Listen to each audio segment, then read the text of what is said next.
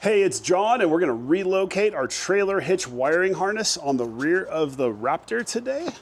And we're gonna bring it from right here to somewhere over here with this kit from American Adventure Labs.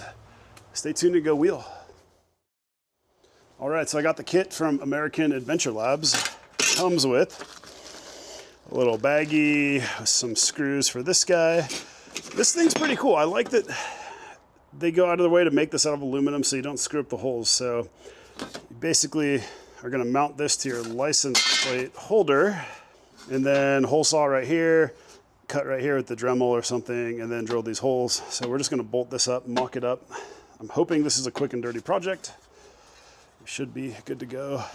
I mean, they could probably make this out of a heavy duty cardstock, but maybe they're using like leftover aluminum or something from other projects, and that way it doesn't cost, because otherwise it seems expensive. Let's see how easy this is.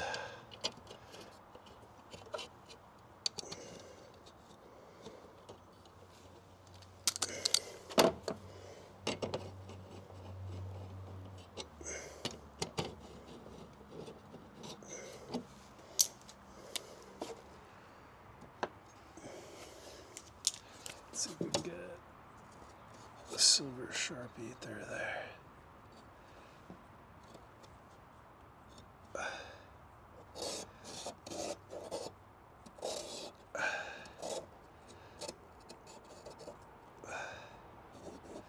Cool. I think that's it. I like how easy this is so far. Because like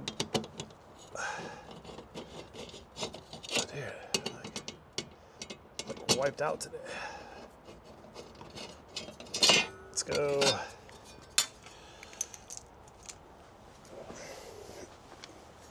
Gonna go dig through some hole saws.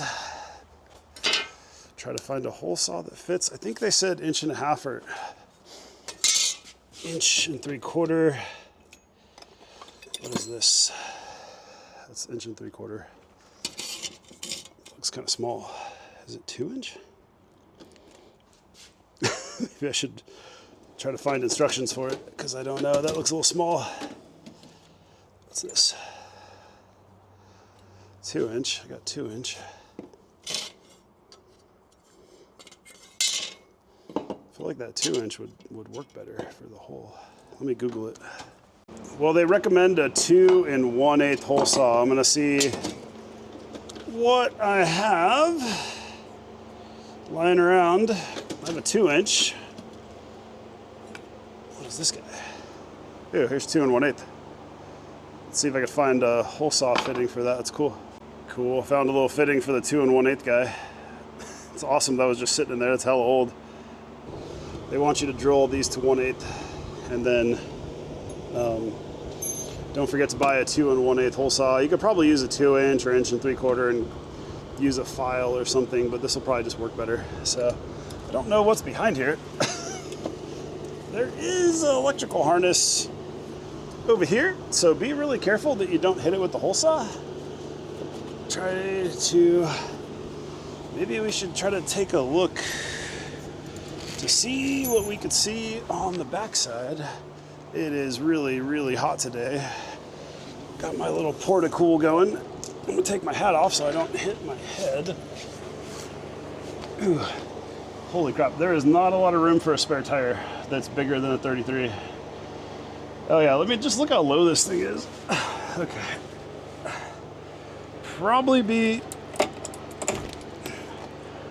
I'm just gonna pop these out.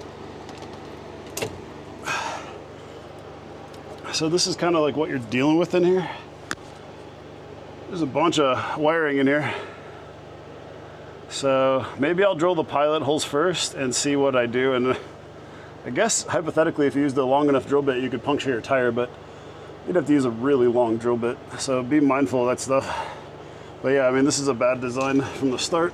It's probably smart to wear some eye protection just in case, but I'll leave that up to you guys, or follow the instructions. Is there steel back there? Oh, there is like steel back there. Interesting. Okay.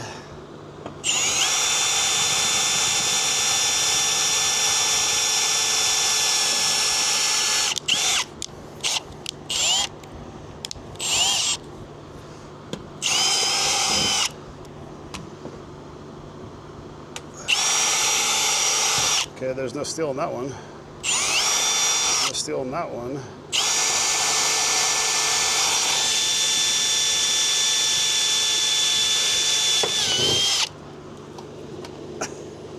Okay, so there's steel in the top part, but not the bottom. Let's see what the fuck happens here with the hole saw. Because if half of this is in plastic and half is in steel, that's going to be really interesting if the hole saw catches anything. They want me to go to. They want you to go to quarter, step everything up to quarter.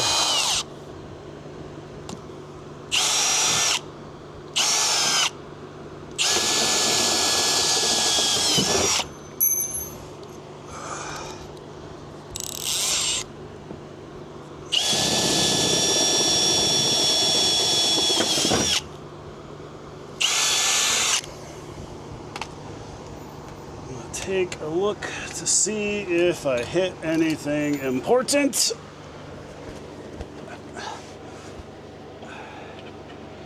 Doesn't look like I hit anything important. All right, doesn't look like you're hitting anything important, so that's good. All right, let's see how this goes. This is gonna be interesting. As if it catches that.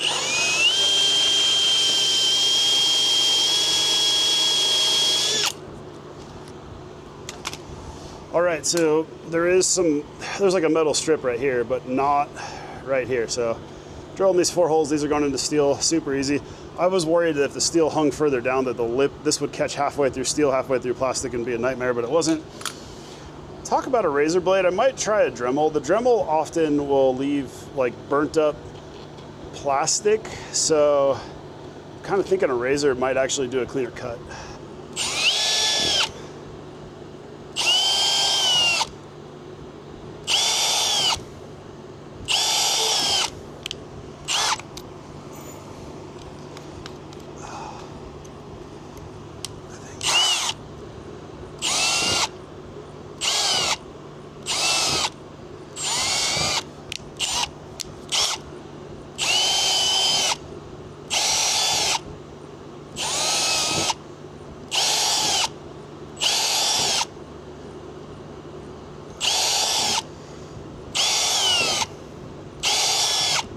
I don't know. Just seems like it might make it easier. Should probably have used a fresh razor blade, but even with this used blade, it doesn't seem that bad, to be honest.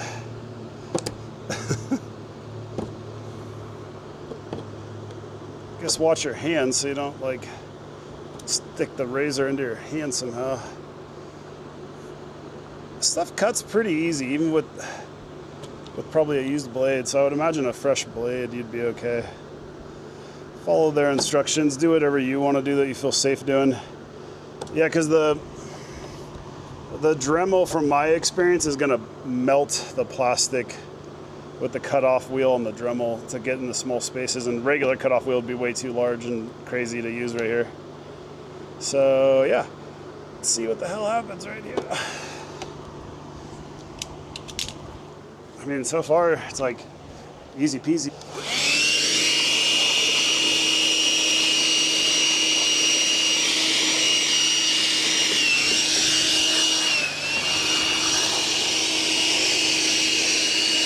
I think that requires a broom.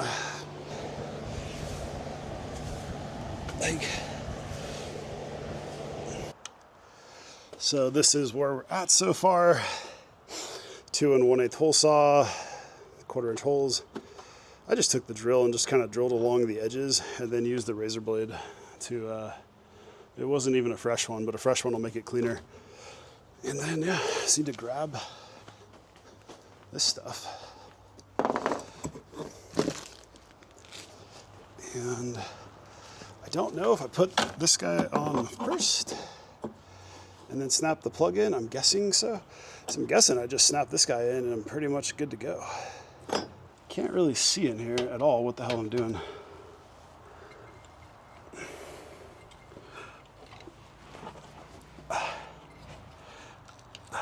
Huh.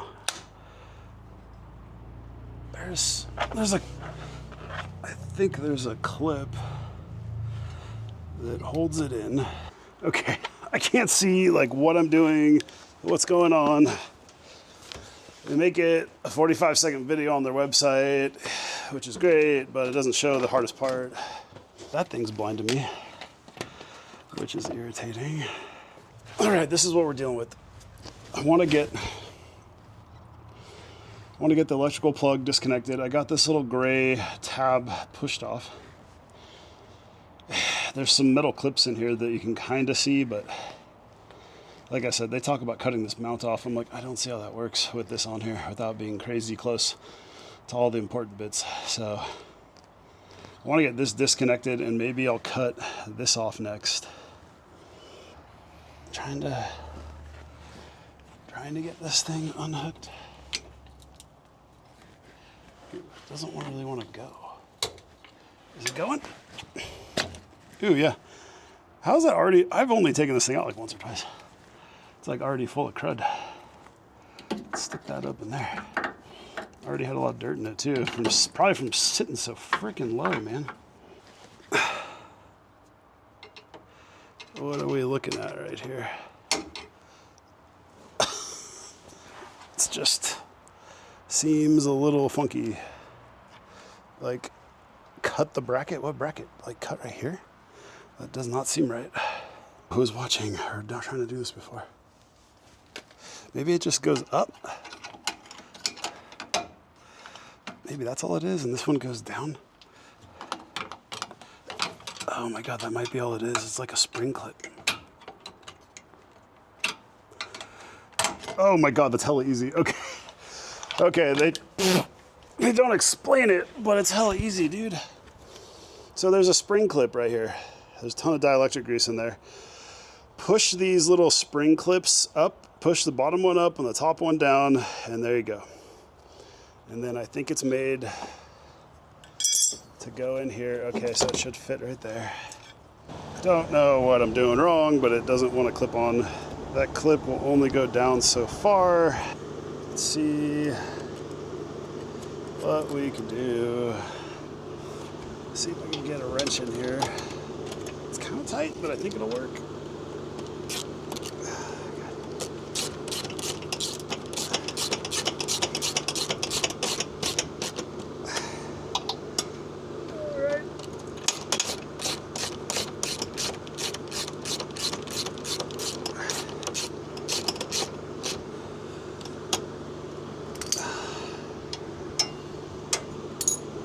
And so far, so good.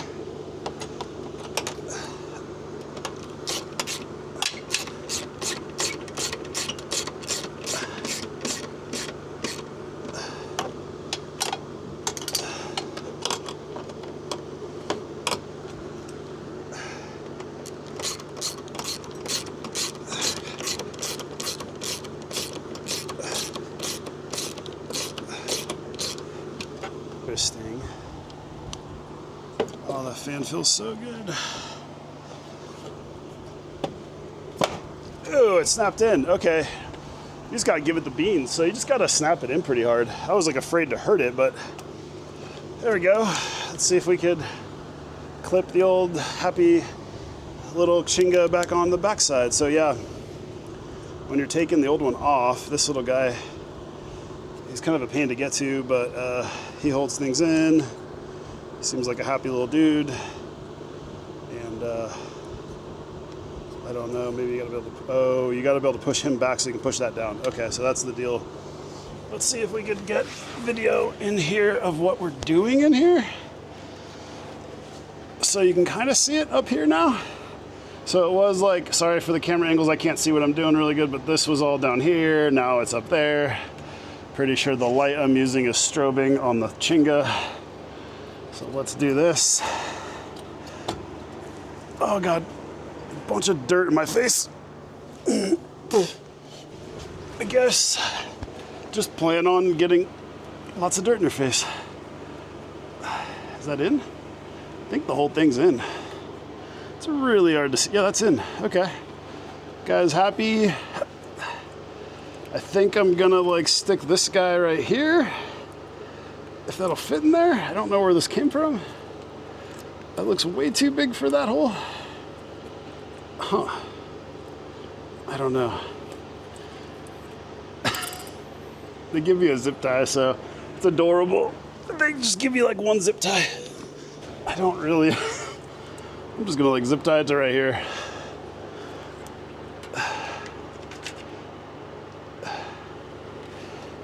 For now. Because I don't see. Ooh, maybe I could work. Nah, that won't move. Okay. I don't know. There's a bunch of crap back here. I'm just gonna use a couple zip ties. I mean, at least that, I don't know if you can see, but at least it's like, you relocate it, I don't know, 10 inches up, and it's pretty solid, and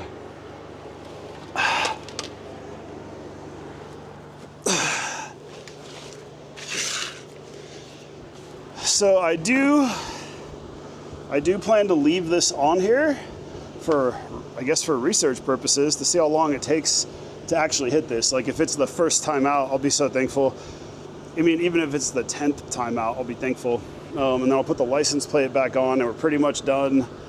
It's about half an hour or so of dicking around. Once I figured out the spring clips, you just had to push down on them and then be really gentle with the little gray clip on the back, getting that on and off. Like the drilling the holes in the mock-up was like 5 minutes. So, all right. So thanks for following along this week. We got the American Adventure Labs rear trailer hitch wiring mount relocation bracket done. Stoked on that. Actually looks pretty clean. Like I said, there's the old one. And yeah, I mean, on the Cherokee that has 40s and probably a 6.5-inch lift, I still drag the trailer hitch on trails. This thing on 33s, with how low this sits, it probably sits 2 feet lower than my XJ1. This is gonna get drugged. These are gonna get destroyed next too. But I do wanna see how long this lasts. These should probably be, I don't know where they should be, but maybe sideways right here. But I do wanna see how long it takes to destroy this guy. I'll leave him on there for now. Put the license plate back on. Yeah, thanks for following along this week. If you could like leave a comment below, watch another Raptor video, watch another Jeep video.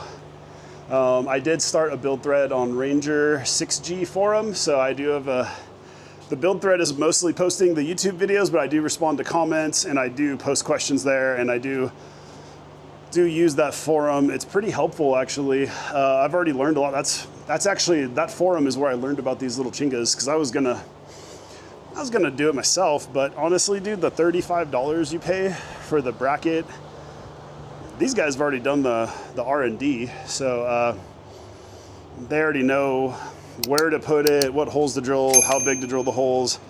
They made this sweet little thing. I'll keep this. I mean, who knows if I come across another Raptor. You still got to make the bracket, but at least you got that for the mounting holes. I don't know. Ain't no point in throwing that away. So yeah, check out some other videos. Thanks for following along. I think I'm gonna add some additional bracing to the sliders right now, and then I might start the Lux off-road magnetic rock lights next.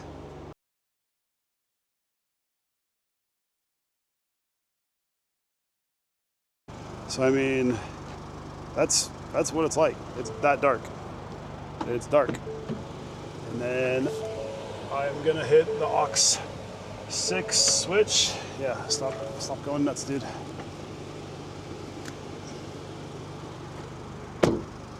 And that's how bright it is. So I think it'd be cool to have one somewhere under the back, but it lights up the left side of the vehicle like really well. And then the front, it's leaving something to be desired. Like it does kick a little bit of light out front, which is better than nothing. I actually think it could be fixed by simply putting putting the front light on the front side of the front tire instead of the back side of the front tire.